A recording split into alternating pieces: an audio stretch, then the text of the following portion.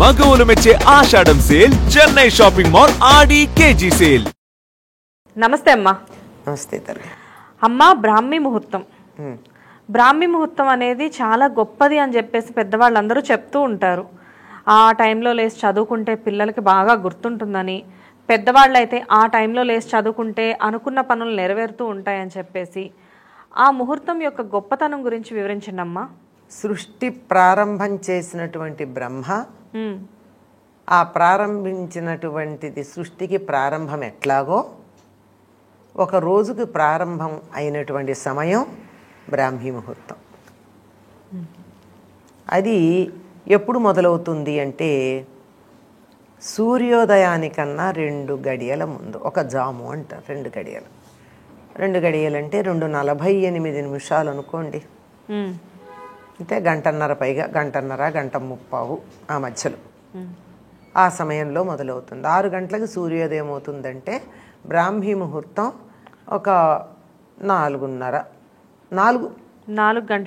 గంటలకు అవుతుంది. అంటే దానికన్నా ముందున్న సమయం అన్నాం కదా, అందుకని ఆ సమయం ప్రశాంతంగా ఉంటుంది.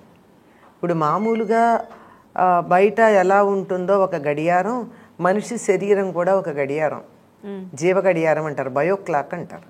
ఈ బయోక్లాక్లో ఎప్పుడు ఏ పనులు జరగాలో అప్పుడు జరుగుతూ ఉంటే ఈ బయోక్లాక్ చక్కగా వర్క్ చేస్తూ సమానంగా ఉంటుంది. మనకు అనేక అనారోగ్యాలకి కారణం ఈ బయోక్లాక్లో డిస్టర్బెన్స్. పగటిపూట నిద్రపోవడం, రాత్రిపూట మేలుకోవడం లాంటి వాటి వల్ల బయోక్లాక్ డిస్టర్బ్ అయ్యి ఎప్పుడు ఏం పని చేయాలో తెలియక లోపల మనకు కనపడనటువంటి అవయవాలు ఉన్నాయే, ఆ అవయవాలు పాపం కన్ఫ్యూజ్ అవుతాయి ఎప్పుడు ఏం చేయాలో తెలియక. అంటే ఈ రోజుల్లో చాలా మంది రాత్రి 12 గంటల వరకు మొబైల్ చూసుకుంటూ పొద్దున్నే 9 గంటలకో 10 గంటలకో లేవడం, కొంతమంది అయితేనేమో కాల్ సెంటర్స్లో వర్క్ చేసేవాళ్ళు నైట్ అంతా పనిచేసి పగలంతా నిద్రపోవడం, ఇలాంటివి చేయడం వల్ల కూడా లోపలంతా డిస్టర్బెన్స్ అనేది క్రియేట్ అవుతుంది. డెఫినెట్లీ ఉంది. ఇప్పుడు సంతానోత్పత్తికి తేడా రావడం ఏమిటి?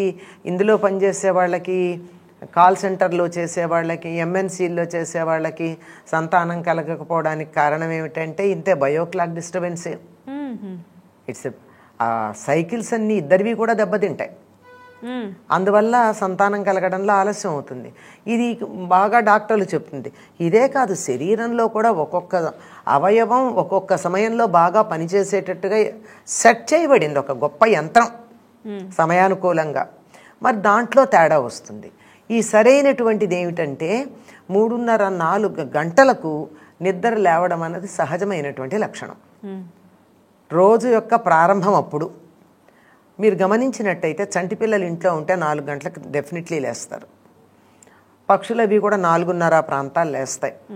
మనకు కూడా తప్పనిసరిగా ఆ సమయానికి అటు ఇటుగా మెళుకు వస్తుంది. కానీ ఇటు నుంచి అటు తిరిగి దుప్పటి కప్పుకుంటే తీస్తే కప్పుకుని, ఫ్యాన్ ఆఫ్ చేసి ఆన్ చేసి ఇట్లాంటి పనులు చేసి మళ్ళీ పడుకుని హాయిగా పడుకుంటాం. అప్పుడు మెళుకు రాకుండా పోదు. అటువంటి సమయంలో మేలుకొనవలసిన సమయంలో గనక మనం మేలుకున్నామంటే మన శరీరము మనసు 2 కూడా చక్కగా పనిచేస్తాయి. శరీరము మనసు 2 సరిగ్గా పనిచేస్తాయి. ఎప్పుడైతే మనసు చక్కగా పనిచేస్తుందో అప్పుడు మన నిర్ణయాలు బాగుంటాయి, తెలివితేటలు బాగుంటాయి, ఆలోచన విధానం బాగుంటుంది. సరే, శరీరంలో ఆరోగ్యం కూడా ఉంటుంది. మీరు పూర్వకాలంలో వాళ్ళు ఎక్కువ కాలం బతికేవారంటే ఎట్టి పరిస్థితుల్లో వాళ్ళకి ఉద్యోగాలకు వెళ్లాల్సిన తొందర లేకపోయినా 4:30 కోడి కూసే సమయానికి పడుకునేవాళ్ళు కాదు ఎవరు. అది వాళ్ళు పూర్వకాలంలో పొలం పనులు చేసుకున్నా కానీ ఏది చేసుకున్నా నాకు కూడా గుర్తుందమ్మా. మా తాతగారు వాళ్ళు పొద్దున్నే 4 గంటలకల్లా లేచి టీ తాగుతూ ఉండేవారు అనమాట. ఇంత పొద్దున్నే లెగుస్తారేంటో అనుకునేదాన్ని. అయిపోయాయి 6 గంటలకల్లా ఇంట్లో పనులంతా అయిపోయాయి. కానీ ఇప్పుడు ఏంటంటే పెద్దవాళ్ళు కూడా చాలా మందిని చూస్తుంటే వాళ్ళు కూడా లేట్గా లేస్తున్న పరిస్థితి. కారణం ఏమిటంటే లేచి ఏం చెయ్యాలి అనేటటువంటి ఒక ప్రశ్న ఉంది. ఏం చెయ్యాలి ఏమిటి? బోలెడు పని ఉంటుంది చేయాలనుకుంటే, ఎంతో ఉంది కదా. అప్పుడు అసలు మనకు ఆలోచన చక్కగా పనిచేస్తుంది. రోజంతా మనకు అందుబాటులో ఉంటుంది. లేకపోతే తడితెక్కిడంటారే, గబా గబా హడావుడిగా ఉంటుంది. ఇప్పుడు ఆ సమయానికి గనక లేచినట్టయితే ఏం జరుగుతుంది అంటే మిగిలినందంతా కూడా సమయానుకూలంగా, సమయానికి అనుసరించి, సమయానుసారంగా మన కార్యక్రమాలు నిర్వర్తించుకుని రాత్రి 9-9:30 ప్రాంతాలు పడుకున్నారనుకోండి, అప్పటికి 5:30, 6 గంటల నిద్ర అయిపోతుంది. ఆరోగ్యకరమైనటువంటి ప్రౌఢులు పెద్దవాళ్ళు 6 గంటల నిద్ర చాలు, మహా అయితే 7 గంటలు, అంతకు మించిపోతే అనారోగ్యం. 7 గంటల నిద్ర సరిపోతుందమ్మా? More than enough. 7 గంటల కన్నా ఎక్కువ పడుకుంటే అయితే అనారోగ్యం అన్నా అయి ఉండాలి, లేకపోతే అనారోగ్యం రానన్నా వస్తుంది. అంతకన్నా ఎక్కువ అవసరం లేదు. 5 నుంచి 7 గంటలు శరీర తత్వాన్ని బట్టి యావరేజ్లో 6 గంటలు చెప్తారు.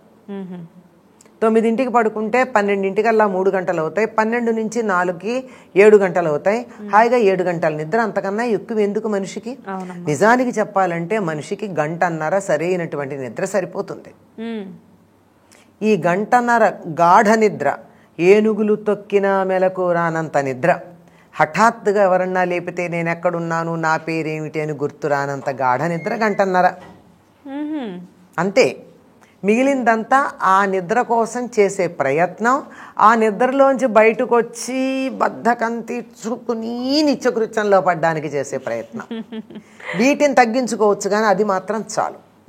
గట్టిగా 1.5 గంటన్నర పోనీ 2 గంటలు వేసుకుందాం మన లాంటి వాళ్ళకి. అంతకు మించినటువంటిది అవసరం లేదు. అసలైనటువంటి గాఢ నిద్ర అంతే. అంతకుమన్నా పడుకోరు. మనం అందరం కూడా మంచం మీద చాలాసేపు దొర్లినా పడుకునేది అంత సమయమే గాఢ నిద్ర ఉండేది. కనుక అది అయిపోయి శరీరము మనసు చక్కగా అలసట తీరి తేలికగా ఉంటాయి. ఆ తేలికగా ఉన్న సమయంలో ఏం చేసినా మనసులో గట్టిగా ముద్ర పడుతుంది. మన శరీరం మనసు హాయిగా ఉండడంతో పాటు వాతావరణం కూడా స్వచ్ఛంగా ఉంటుంది. ఇప్పుడు ఉన్నటువంటి పొల్యూషన్స్ పగలంతా ఉన్నది, రాత్రి ఉండవు. పొల్యూషన్స్ అనేక రకాలు. మనం వెహిక్యులర్ పొల్యూషన్ గురించి మీరు మాట్లాడుతున్నామేమో అనుకుంటారు. కాదండి, మనుషుల ఆలోచనలు, భావాలు అనే పొల్యూషన్స్ ఇవి ఎక్కువ ఉంటాయి. ఇవేవి ఉన్నా రాత్రి 11ంటికో 12ంటికో అందరూ ఊరుకుంటారు కనుక ఆ తర్వాత ఈ భావాల తాలూకు కిక్కిరిసిపోవడం కూడా ఉండదు, హాయిగా ఉంటుంది.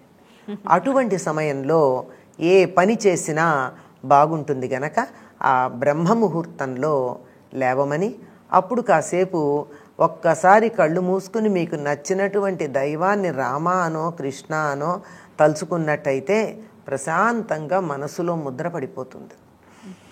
అప్పుడు చదువుకున్నదైనా ఉర్రకెక్కుతుంది, ధ్యానం చేసినా ధ్యానం నిలుస్తుంది, ఏ పని చేసినా నిలుస్తుంది.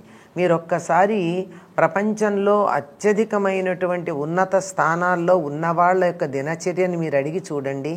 వాళ్ళందరూ 3:30కి లేచి, ఈ రోజుల్లో అయితే టీ తాగుతున్నారు, పూర్వం లేదు, కాఫీనో టీనో తాగి 3:30 కల్లా మేము వర్క్ మొదలు పెడతాము అని చెప్తారు. మీరు అందరి దినచర్యలు గమనించండి. వాళ్ళు మాత్రమే అత్యున్నత స్థాయిలో ఆయా రంగాల్లో ఉన్నత స్థాయిలో ఉన్నటువంటి వాళ్ళు. 3:30కి లేచి వాళ్ళ దినచర్యలు మొదలు పెట్టేస్తారు. అంటే అప్పుడు స్నానం చేయమని ఏం చెప్పట్లేదు ఆ టైంకి. యోగా చేసేవాళ్ళు యోగా చేస్తారు, యోగ సాధన అది చేస్తారు, ధ్యానం చేస్తారు, చదువుకుంటారు, రాసుకుంటారు. ఆ టైంలో వాళ్ళకు వచ్చిన మెయిల్స్ చూసుకోవడం, ఆన్సర్స్ చేయడం, అప్పుడు ఎంత క్రిస్టల్ క్లియర్గా మైండ్ ఉంటుందంటే ఇతరుల భావాలు, నెగిటివ్ థాట్స్ ఇట్లాంటివేవి వచ్చి డిస్టర్బ్ చేయవు గనక తన మనస్సులో స్పష్టంగా తనకేమున్నాయో వాటిని గురించి వ్యక్తీకరించడానికి వీలవుతుంది. రాయడానికి, చదవడానికి, సమాధానాలు చెప్పడానికి, ఆలోచన చేయడానికి, పరిష్కారాలు చేయడానికి, సాధన చేయడానికి, ధ్యానం చేయడానికి అన్నింటికి అనుకూలమైనటువంటి కాలం. బ్రాహ్మీ ముహూర్తానికి ఇంత పవర్ ఉందన్నమాట, శక్తి ఉంది. చాలా చక్కగా చెప్పారమ్మా. నమస్తే. నమస్తే.